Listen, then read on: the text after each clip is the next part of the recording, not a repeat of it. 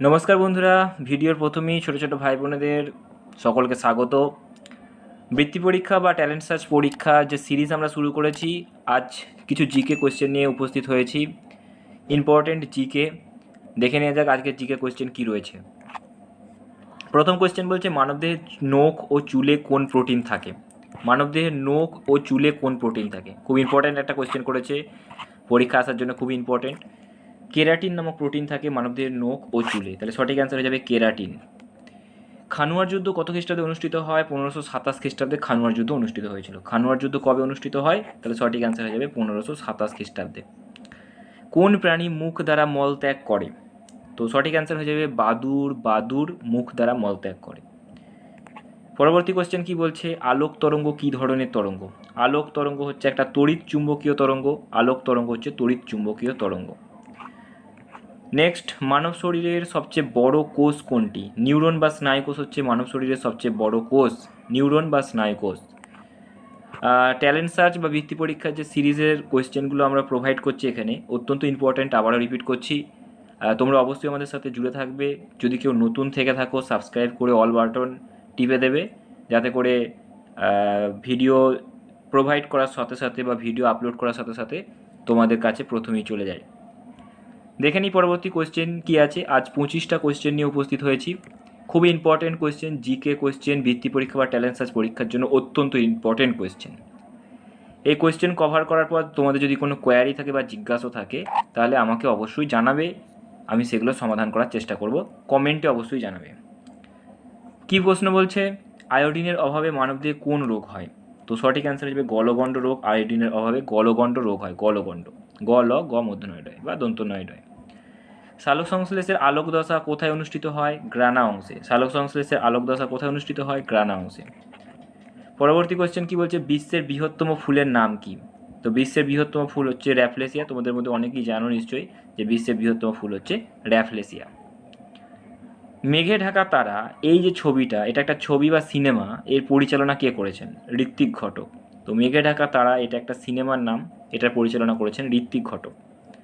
London শহরটা কোন নদীর তীরে অবস্থিত? আমরা সকলেই লন্ডনের নাম শুনেছি কম বেশি। তো লন্ডন শহরটা টেমস নদীর তীরে অবস্থিত। টেমস নদীর তীরে অবস্থিত লন্ডন শহরটা। খুব ইম্পর্ট্যান্ট জিকে ছিল এটা। দেখে নিই পরবর্তী জিকেতে কি রয়েছে। লেবুতে কোন অ্যাসিড থাকে? লেবুতে তোমরা সকলেই জানো নিশ্চয়ই যে লেবুতে সাইট্রিক অ্যাসিড থাকে, আর অ্যাসিড থাকে বলেই লেবু টক টক লাগে। যে যা কিছু টক টক লাগবে তাতেই কিন্তু অ্যাসিড থাকে কম বেশি।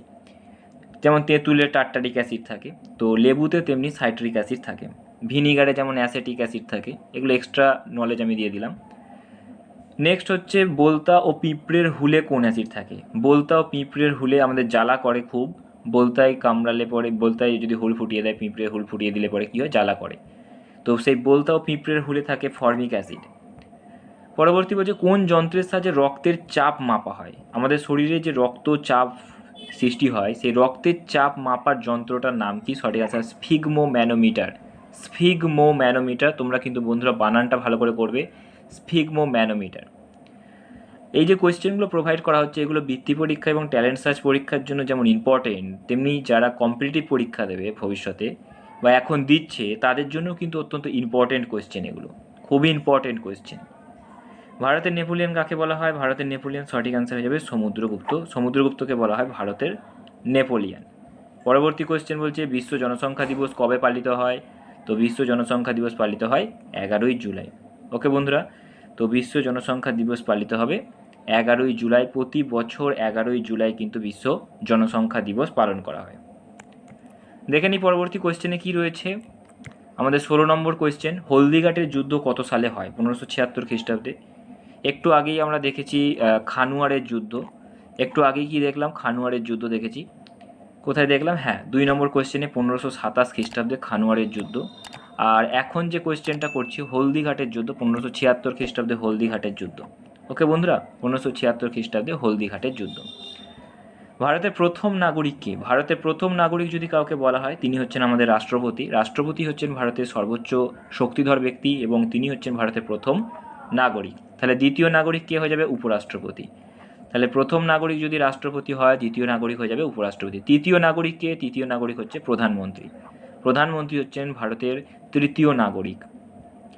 নেক্সট কোয়েশ্চেন, ভারতে সূর্য প্রথম উদিত হয় কোন রাজ্যে?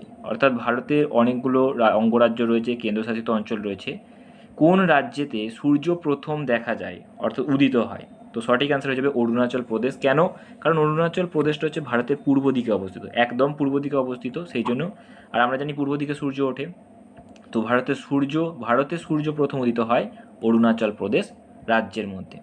অরুণাচল প্রদেশ একটি রাজ্যের নাম, তো সেই রাজ্যে ভারতে সূর্য প্রথম উদিত হয়। নেক্সট কোয়েশ্চেন দেখে নেওয়া যাক। 25টা কোয়েশ্চেন আজকের জন্য রয়েছে বন্ধুরা, খুবই ইম্পর্ট্যান্ট কোয়েশ্চেন। তোমরা কিন্তু অবশ্যই এই কোয়েশ্চেনগুলোকে মুখস্থ করে ফেলবে, তোমাদের মাথায় রেখে দেবে। এই কোয়েশ্চেনগুলো কিন্তু খুবই ইম্পর্টেন্ট। আর এই চ্যানেলে আমরা বৃত্তি পরীক্ষা, ট্যালেন্ট সার্চ পরীক্ষার বিষয়ক আরও যে সমস্ত স্কলারশিপ এক্সামিনেশান রয়েছে সেই সমস্ত পরীক্ষার সমস্ত অঙ্ক, জিকে সমাধান করা হয়। এবং অঙ্কের তো অত্যন্ত শর্টকাট ট্রিক্স দেখানো হয়, যেখানে 1 থেকে 5 সেকেন্ডের মধ্যে অঙ্কগুলো কভার করা যাবে। বেসিক থেকে অ্যাডভান্স লেভেল সমস্ত টাইপের কোয়েশ্চেন কভার করা হয়। তোমরা অবশ্যই বন্ধুরা এই চ্যানেলের সঙ্গে সাবস্ক্রাইব করে জুড়ে থাকবে।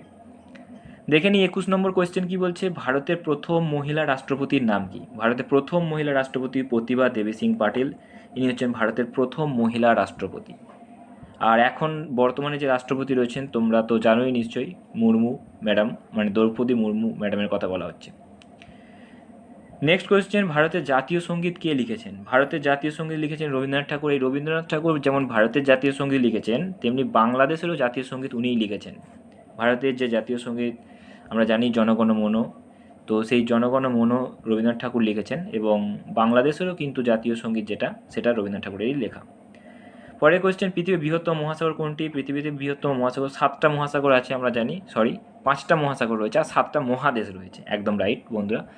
কি না, 5টা মহাসাগর আর 7টা মহাদেশ রয়েছে। 7টা মহাদেশ, 5টা মহাসাগর রয়েছে। তার মধ্যে বৃহত্তম মহাসাগর হচ্ছে প্রশান্ত মহাসাগর।